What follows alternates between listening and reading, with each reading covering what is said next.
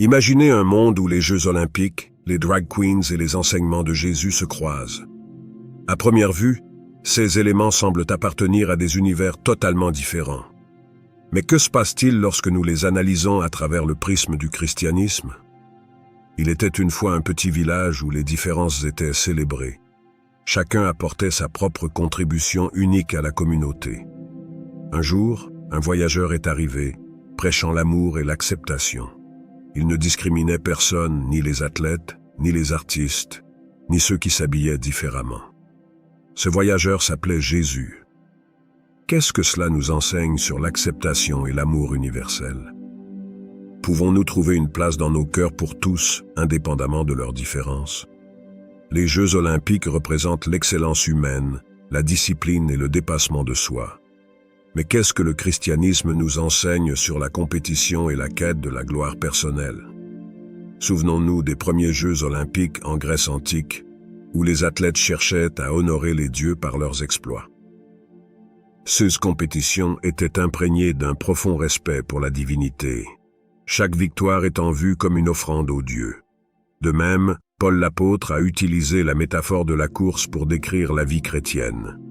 Ne savez-vous pas que ceux qui courent dans le stade courent tous, mais un seul reçoit le prix? Courez de manière à remporter le prix. Paul ne rejetait pas la compétition. Il l'encadrait dans une perspective spirituelle. Pour lui, la course chrétienne n'était pas une quête égoïste de gloire, mais une discipline de vie guidée par la foi, l'humilité et le service aux autres. Paul nous rappelle que la véritable récompense dans la vie chrétienne n'est pas une médaille d'or ou une couronne de laurier, mais une couronne incorruptible, un prix éternel réservé à ceux qui vivent selon les enseignements de Jésus. Ainsi, la compétition n'est pas vue comme une lutte contre les autres, mais comme un effort personnel pour atteindre notre potentiel divin et servir les autres avec amour et compassion. Comment pouvons-nous, en tant que chrétiens, concilier l'ambition personnelle avec l'humilité et le service aux autres? La réponse se trouve dans la manière dont nous abordons nos ambitions. Si notre motivation est centrée sur l'ego et la recherche de la gloire personnelle, nous risquons de nous éloigner des valeurs chrétiennes. En revanche, si notre ambition est guidée par le désir de servir les autres et d'honorer Dieu à travers nos talents et nos compétences, alors elle devient une forme d'adoration. Les Jeux olympiques, avec leur grandeur et leur célébration de la performance humaine, peuvent coexister avec les principes chrétiens si nous les voyons comme une opportunité de glorifier Dieu et de servir notre prochain.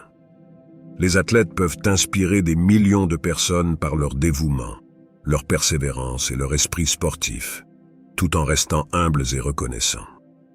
Comment pouvons-nous, en tant que chrétiens, concilier l'ambition personnelle avec l'humilité et le service aux autres? Les drag queens représentent une forme d'expression artistique et personnelle audacieuse. Elles défient les normes de genre et célèbrent la diversité. Comment le message de Jésus peut-il être interprété dans ce contexte? Marie-Madeleine, souvent jugée et marginalisée, a trouvé l'acceptation et le pardon auprès de Jésus. Il a regardé au-delà des apparences et a vu l'âme et le cœur. Sommes-nous capables de voir au-delà des apparences et d'embrasser la diversité avec l'amour et la compassion que Jésus a enseigné? Jésus prêchait l'amour inconditionnel, l'acceptation et le pardon. Comment ces enseignements s'appliquent-ils dans un monde moderne rempli de diversité et de différence? Souvenons-nous de l'histoire du bon Samaritain, où Jésus a enseigné que notre prochain n'est pas défini par des frontières culturelles ou sociales, mais par notre capacité à aimer et à aider ceux qui en ont besoin. Cette parabole, parmi les plus puissantes de l'Évangile, nous rappelle que l'amour véritable transcende les différences et les divisions. Comment pouvons-nous, aujourd'hui, incarner cet amour inconditionnel dans nos interactions quotidiennes, surtout envers ceux qui sont différents de nous? Le christianisme, loin d'être une serpillière, est une force puissante de transformation et d'amour. Il nous appelle à transcender nos préjugés et à embrasser l'humanité dans toute sa diversité. Jésus nous a montré par ses paroles et ses actes que l'amour n'a pas de limite et que la compassion doit être au cœur de notre existence. En suivant cet exemple, nous pouvons briser les barrières de la méfiance et de l'intolérance. Incarner l'amour inconditionnel de Jésus implique bien plus que de simples actions. Cela signifie être prêt à tendre la main, à écouter véritablement et à soutenir ceux qui se trouvent en marge de la société ou qui diffèrent de nous. C'est une invitation à reconnaître la dignité et la valeur inhérente à chaque individu, quelle que soit son origine, son apparence ou son mode de vie. Cette forme d'amour dépasse les jugements superficiels et les barrières culturelles, embrassant pleinement l'humanité dans toute sa diversité. En pratique, cela se traduit par une empathie profonde et un engagement actif pour la justice et l'égalité. C'est en comprenant véritablement les défis auxquels les autres sont confrontés que nous pouvons répondre avec compassion et générosité. Chaque geste d'amour et de soutien devient alors une pierre précieuse dans la construction de communautés plus solidaires et inclusives. En prenant position contre l'injustice et en œuvrant pour l'égalité, nous avons le pouvoir de transformer non seulement nos propres vies, mais aussi celles des autres et, par extension, notre monde entier. Le christianisme nous appelle à vivre une vie de service et de dévouement envers les autres. Ce chemin exige que nous sortions de nos zones de confort et que nous affrontions nos propres préjugés. Il nous pousse à aller au-delà de nos préférences personnelles pour embrasser une compassion authentique, qui se traduit par des actions concrètes en faveur du bien-être collectif.